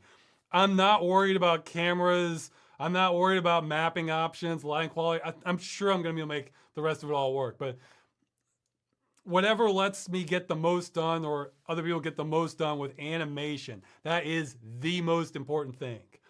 Everything else is secondary almost. So yeah, if you want to talk me out of it to come back to Unreal, you're welcome to try. I'll listen. So, okay, now there's a few more questions, then I'll get to the chat. Man, I kind of want to end this one early, but there's good questions, so. All right. Okay, well, these didn't get voted on, so I'm going to skip some of these. I'm just going to, if you really want your question to appear, put it on the Reddit next time. You can make a junk account. Who cares if you don't want to use Reddit that much? And just try to get people to vote on it, so I'm trying to make it more democratic. These, I have no idea. These were from the forum or emails, so I don't know how many people are interested. Okay, great. Ross, what's your opinion on participating within politics? Right now, I believe politics amounts to little more than screaming and pissing contests between extremists. On paper, it's supposed to be one of the most important things to participate in as a citizen, but I disagree and I refuse to participate out of protest for better treatment and respect all around. The toxicity, polarization in politics is utterly intolerable and I won't tolerate it.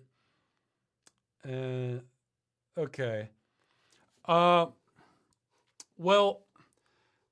I guess for me, it feels like I think our political system right now is highly dysfunctional. I do think it is important, especially collectively, to participate in our future. However, if the current political system is broken past the point that you think you can affect any change, I can understand wanting to withdraw from that. And I understand the other side where people think that, again, let's get back to Deus Ex. Carter from Deus Ex, it covers this dilemma. He believes in the organization and he's sticking with there. And he thinks that, the people are still good even though the organization's compromised. So that's a valid view, People may still feel the political process like that is the best way to do things. And you respect that view. Although by the end, in Deus Ex, Carter is, he realized that it was beyond repair. he tried. He really tried. So it's like you can respect both sides. That's why I thought Deus Ex was such an impressive game. So yeah, I guess here's what I would say. If you really wanna have your self-worth and withdraw from the political perspective, if you really want to have self-respect about this and kind of be true to yourself about it, figure out somewhere else you can participate if you feel like politics is just a lost cause. So maybe a volunteer organization, or hey, maybe one that's sort of building its own group that you think might help communities better in the future. I was joking. Hey, again, most of the sites on that Fellowship for Intentional Communities is they're not actually cults. They're people who just they're like yourself. They realize the system is kind of falling apart, and it's like, well, hey, let's not wait for the system to fix things. Maybe we should kind of get a little more hands on. And that's what a lot of them are. They're just smaller communities that kind of either they're interested in that region or have similar philosophies. They kind of want to band together and kind of fix things as best they can. So that's what I would suggest. If you're just disgusted with politics, that's a valid view. But if you really want to walk the walk, try and find some other area where you can sort of affect change in a way that politics used to or would ideally. I think it's the best answer I can give. Okay, let's see. What do you think of the current disturbing trend of people accusing various internet celebrities as being Nazis and racist just because they hold different views on issues, such as John Trotter, because their humor is not politically correct, such as PewDiePie? It's gotten to the point where even certain media outlets are assisting by taking certain things out of context to spin to shock headlines. Do you think this trend is going to continue or will it settle down? And what do you think the impact will be?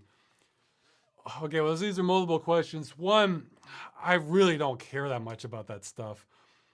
I mean, what celebrities say or what they're doing. I mean, if it's really amusing, then I might. Okay, here's the last celebrity news I really kind of got into. When John McAfee was allegedly went crazy and then tried to get extradited from Belize and acted nuts over that, and he had like multiple girlfriends, and the government seized the state, were trying to arrest him or something. It was just so over the top. It was fun in itself.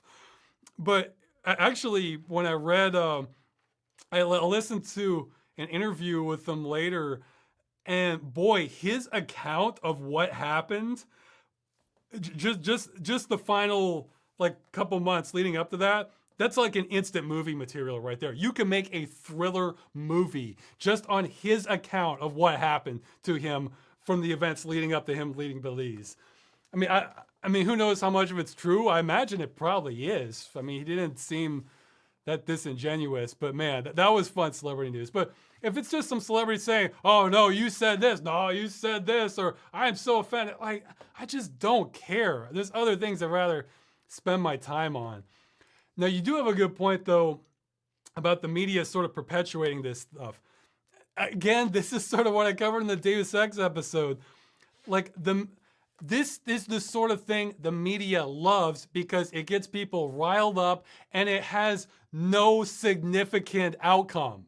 Like, this is not gonna change job conditions or who is earning enough money to get food on the table, or the environment getting polluted, or your law or rights being lost. This is almost like a diversion away from anything bad else, from anything really important to the citizenry that might be happening. That's how I see this stuff. I see this as a giant distraction. And it's a diversion away from more important things. And I think the media is completely on board with just towing the line because they're owned by a lot of money interest. I mean, not all of them. Some people probably just jump on the bandwagon and that's their thing. But like I would never accuse Jerry Springer or people types like that of having an ulterior motive. No, that's just their thing. They cover this sensationalist stuff. But for big news organizations to be doing it, that's a different story. I feel like they should have more responsibility about that sort of thing. But so yeah, just I guess what is the media not saying? Because it's tricky to find good news now. I mean, not feel good news, but I mean like good kind of objective reporting on stuff that really affects us. So okay, so that's my rant on that. Let's keep going. Oh, okay. On the subject of internet celebrities, if you could guest star in another YouTube show, Which show or channel would you love to appear in? Maybe as a crossover or as a guest. Well, hey, I already got to appear on Weird Video Games with Tom White. I guess, I mean, it'd be fun to be at Cinemassacre. Yeah, I mean, they look like they have a pretty enjoyable time there. I think rather than appearing on like one that's really famous, I'd rather just appear somebody who just like their personality sort of resonates with mine. They're just a fun person to do stuff with. That's sort of where I was hoping to go with Moon Gaming. Is this person might not be famous at all, but I kind of get along with them. We have similar sense of humor, that sort of thing. Let's see. So yeah, I don't have a lot of answers, but I already was on Weird Video Games, and like I guess Cinemassacre, but they're enormous. So. Let's see. Have you considered pursuing a voice acting career? I think you would be great at it. No, look, it's hard enough making a living stuff as it is. I mean, I'm sure many voice actors can attest that it is a very competitive field. I mean, I can step up and do voice acting, but ideally, I'd rather just make more videos. I'd rather be directing more than anything else. I'm happy with somebody else doing the voice acting if they're doing a good job. And I would do script. I do like having little cameos, like I might just do like one line or something, but besides that, I'm happy to let somebody else take the stage with things. Okay, well, this is about VR. I answered a lot of it. We're kind of running through on time here. I guess ask you about augmented reality. I've always been skeptical of it, but recently I've been reading a book that's kind of making me warm up to the idea more. The first one's Demon. It was by Daniel Suarez. Demon with a D-A-E-M. And I'm reading the sequel right now, Freedom TM. It presents some interesting concepts in it. It's sort of like a near future science fiction. And augmented reality is definitely part of it. So, but my end goal now is I want to physically be walking around like a treadmill or something in alternate 3D worlds. If I do that, then that's it. I've made it, Okay, last question here. So, when it comes to licensed software, what's your take on the following payment models different retailers are offering nowadays? One, you buy a product for a single sum and therefore you're entitled to use it as much as you want, both private and commercially. If you, throughout the years, want a later version, you once again pay for the product and get the updates. And the second will be like a monthly subscription, but it's like a rolling update. I'm kind of condensing this. I feel like I'm sure there's exceptions, but I feel like for a lot of software, having the option of number one, being able, you buy it now as it is, that's it, you get to use it. I feel like that's really important. Now, if they have that and the other option where you pay a little bit per month and you get all the updates, that I have no problem with that as an option. But if that's the only way, that can kind of suck because it becomes less affordable sometimes. Like, hey, a whole lot of the movies I made or the videos, I'm still doing it on like Adobe Premiere 5, or 5.5. I mean, how old is that now? If I had been paying for that every month, I would have lost money, And I don't necessarily need a lot of the newer features, especially not to the point where I have to be paying for it constantly. So, I was prepared to go the monthly way back when Unreal was a monthly fee, just because it was that big a deal for me to make the movie.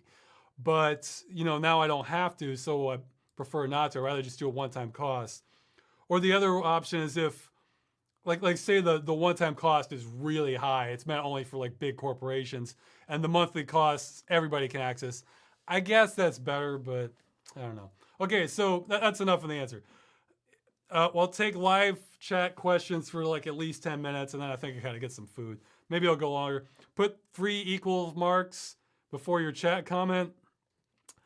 And I'll try to answer it. I'll have some more water.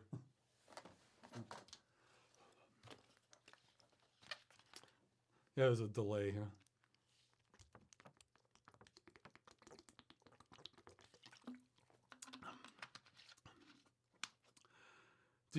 Do you have or you played any competitive shooters like Counter-Strike at a relatively high level? I've never done any official tournaments, I don't think.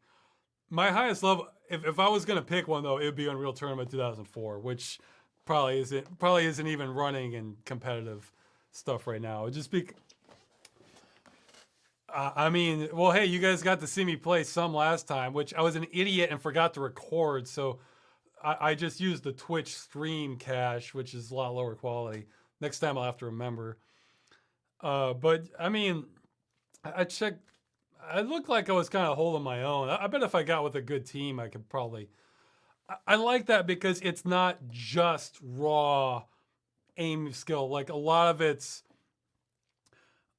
tactics too. Although to play like a professional, like with a, again, I don't think they exist now for Unreal Tournament. But to do that, I would probably need way better team communication. I have to get adjusted to that to really maximize it, because then everybody knows where they should be. And or there was one person say, okay, this node's down, and you could even have like call signs for the level of resistance you're facing. I think if you really wanted to, okay, if it's just one guy, but maybe he's pretty good, or one guy, but think you can have him, you could be different call signs for that, or or if it's three guys, or you're being completely overrun, you communicate that. Then maybe like a team leader could make a snap judgment. Then people follow the orders. So. But no, I haven't really done that. I mean, I'd rather make more videos. I'd rather make more videos and just play games generally for fun than get super good now and devote the time to that. Okay.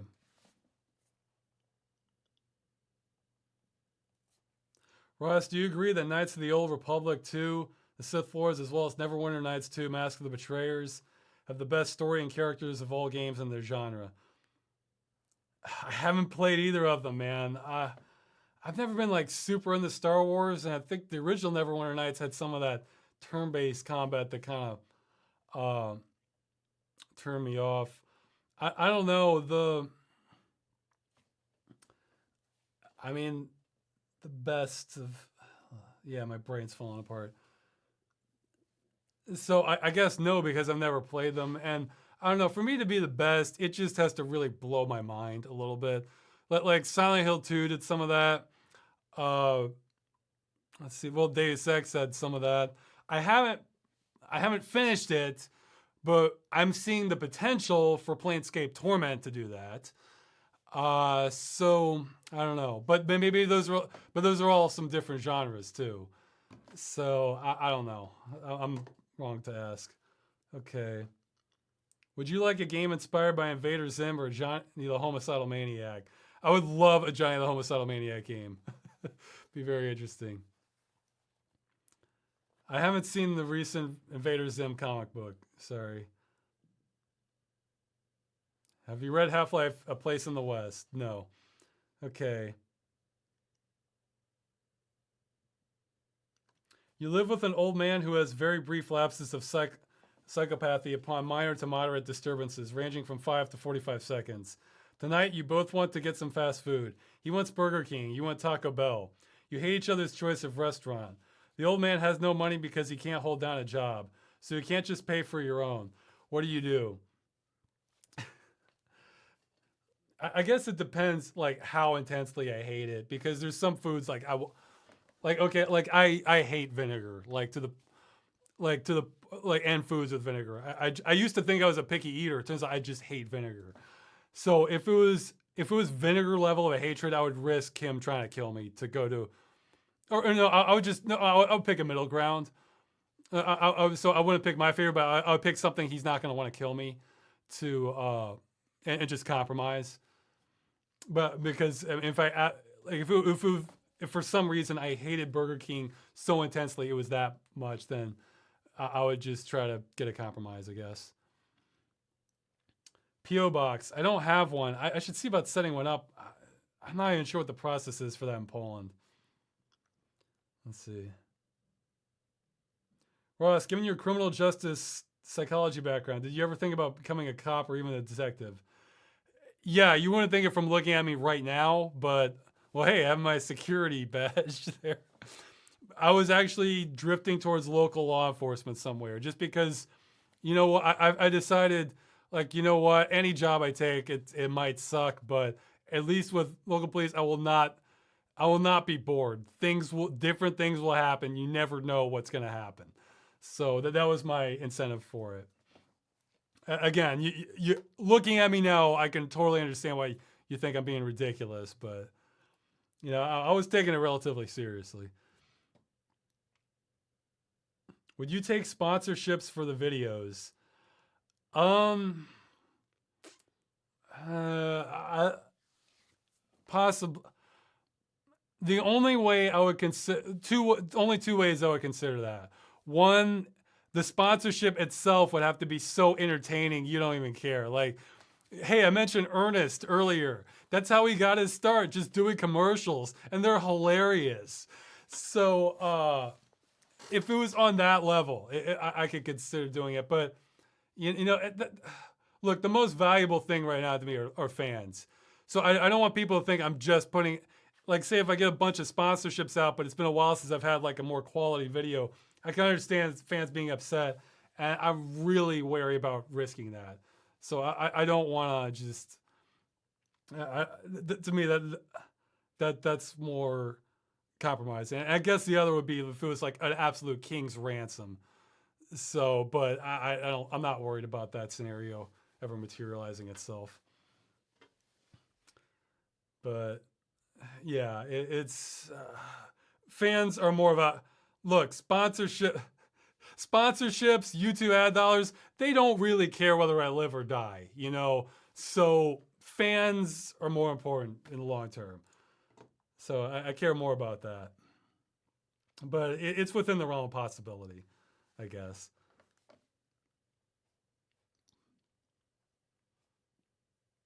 Have you ever played or are you planning to play Kerbal Space Program? I'm not really looking. I'm not really. To me, that one's not out there enough for me. I guess it's. I mean, yeah. Even though you're controlling little green men, it seems too real. You're not going to go into a wormhole and find an alien civilization or something. At least as I understand it. So I kind of want a little more escapism than that. Let's see. I want to avoid. Okay, somebody's asked me a political question. Here, rather than here's what I'll say about Here, I'll give you here. I'll tell you what my politics are, because it doesn't fall in any category. I am all about sustainability. Like, I feel like I don't like short-term solutions unless they're on their way, unless they're like a stepping stone. So it's a real long-term sustainable plan. Sort of sustainability and just general utilitarian focus. General, not like absolute. So, to me, that's the focus of the government. Try to just make life better for civilization and society. And if it's coming at too high a cost, then that's not good. So I don't want to get into too specific political stuff, unless it's something I really know what I'm talking about. So. Do you know Human Resource Machine? No, I don't. I guess not. Okay. What are your thoughts on the Fallout games? I may do a game dungeon on. Despite hating turn-based combat, the first one I think is fantastic. I like Fallout Tactics. I don't know. I haven't played 4 yet. The 3D one sort of lost something, and 2 just kind of felt like almost like a theme park level. I kind of like it when it's it feels more I like Fallout the most when it really feels more like it's a survival thing, and this is sort of an organic thing that's evolved, that's come about, rather than feeling like, oh, hey, over here we have this, and here we have this, and you can do all this, and this, and this. I like it kind of more like it's an adventure, I guess. So I feel like the first one kind of captured that the best. And Tactics kind of did too. And 2 did to some extent, but they kind of crammed in more stuff there. Do you play Hearthstone? No, I tried. I tried a little bit of it, but the art style didn't really grab me. I have to really like the I really have to really like the atmosphere of a card game in order to play it.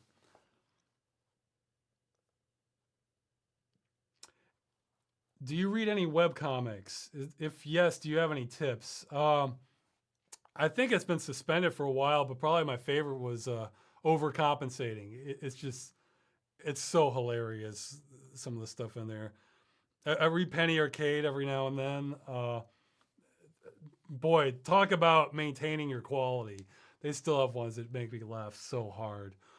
Um, there's a few others I've looked at. I'm trying to see, my brain's falling apart now. I've been doing this too long. I need food. Okay. I'll try and remember some more. Well, it was Perry Bible Fellowship. That one has some fun ones. Um, yeah, I'm drawing a blank on the others. I've looked at more than that, but those are some of the funniest ones I remember. Okay, somebody. What are your thoughts on Kitty 0706? I don't even know who that is. So let's see. What exactly was moon gaming? I've, moon, I've heard a concept about how it was being a bit disastrous, but what was the concept? The concept is I'm stuck on the moon and I'm playing games with like a different with various guests, and I would just sort of edit it down to the stuff that might be amusing to watch. Uh, Fans, I don't know, it can maybe get resurrected eventually. Put it like this: if you want Moon Gaming resurrected, that's on you as fans. You need to let me know. Like maybe, hey, put that in the question in the comments on the next Reddit chat. Like get that a bunch of votes up, because like again, I will push something through if I think it's good, even if the fans don't like it. But if it's something I'm just like, oh, this could be good, and if I think it's just like, oh, this could be okay or enjoyable enough to watch, but the fans hate that, then I'm going to cancel it. Because again, I care about fans. I care the most about the quality of the videos, and then the fans just after that. So if it's something I completely believe in, I will go against what the fans want. But anything less than the fans are in the driver's seat. So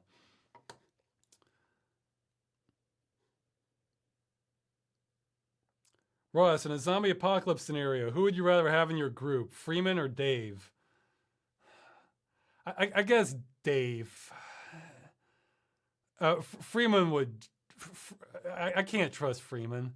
I mean, Dave would. Dave is untrustworthy, but that's not this. I don't think he'd sabotage me, unless he had a really good reason, you know.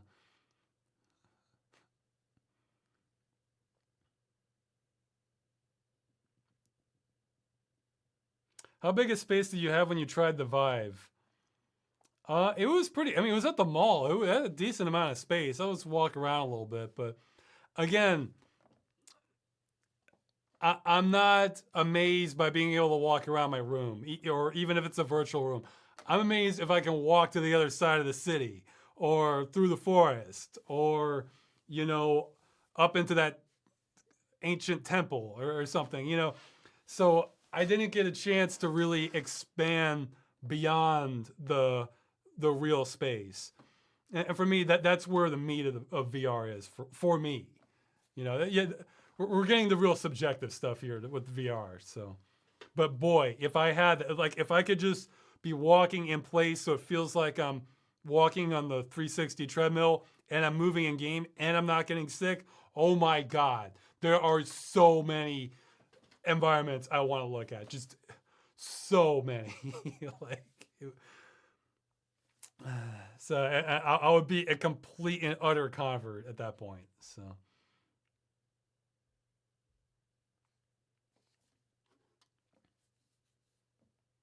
Have you heard of the 100% Honest YouTube series?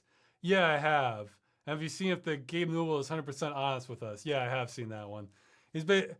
That's probably a pretty good guess. The idea is, you know what? They're making so much money just by maintaining Steam that their heart's not as into making Half-Life or other sequels. But I don't know. They might still make it. I mean, it just depends on what you. Valve, Valve is like a collective of differing minds. So sometimes they align, a lot of the time they don't, I guess.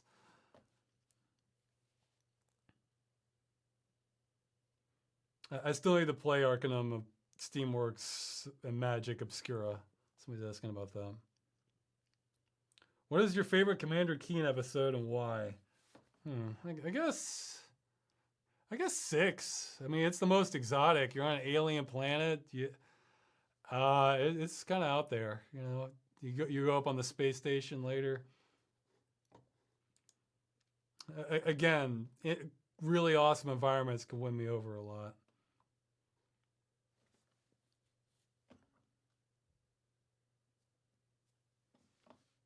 Somebody's saying sponsorships is in an ad in the beginning or end of your video. Well, that's sort of what YouTube does already, unless you use AdBlock. But if it's like permanent coding, geez, that's... I guess the end, that'd be okay. But same rules apply. Same rules apply. Either it's a king's ransom so that I'm basically able to retire by this minor inconvenience. Like, I mean, I don't like doing it, but the balance, or it's so entertaining that it doesn't matter. And I think I would want it at the end. So if it's at the beginning, man, I mean, if I'm hard encoding that sucker to the video, I don't know.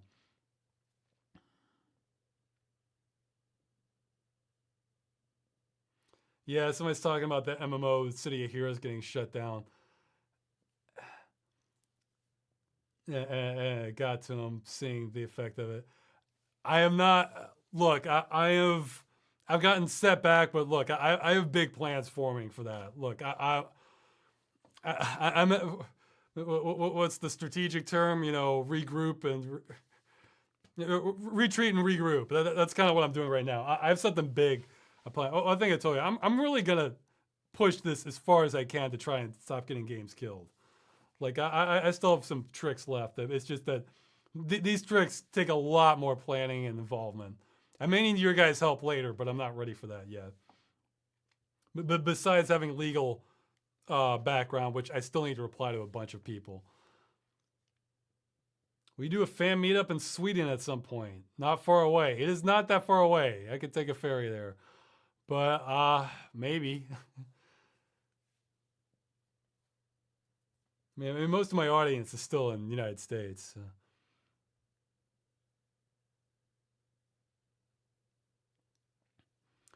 Your nonpartisan perspective on politics reminds me of Dan Carlin. Do you listen to his podcast? No.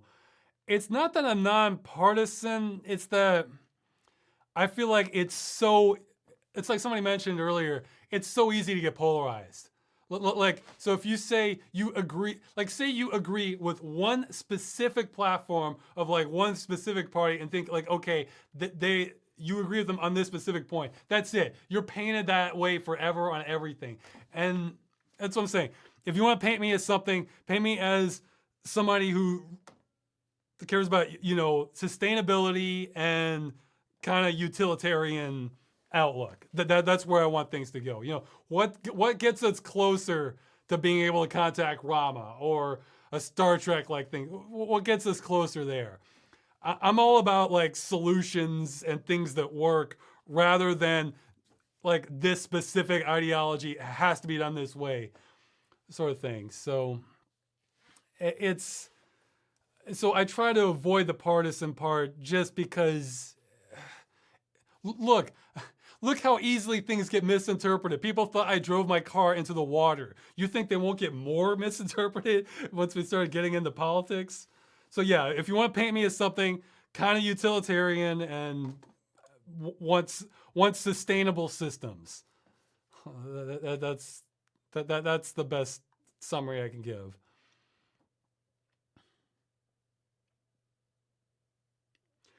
Didn't you say something about animated shorts at the end of 2014? Yes, but I've had to push that back because I got too far set back. I hope to get more done on that. I'm not going to be the one animating it. So yeah, if you want to try and help with an animated short, contact me.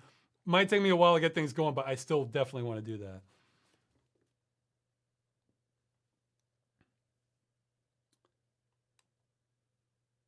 Okay, well, the questions are kind of drying up. Yeah, more specific political. Okay, somebody's asking what I think of a specific political thing. This is another example of something I think does not matter in the long term. The politics I care about are stuff that matters 10 years from now, 50 years from now. Stuff that if you were to look back in history, you can see these dots connecting. That's like, geez, like this really did cause a shift. And the topic they're asking about, I don't think is one of those. So, okay, let's see. And somebody's given a link here. What is this? Oh wait, I can't open it from the browser here. Yeah, I'm good. Okay, so somebody sent me a good shot of myself with the 3D glasses on. It's a good thumbnail. In fact, I almost feel like I've never looked cooler than that shot. Thanks. Maybe if I remember, maybe I can put this in the chat or somebody can.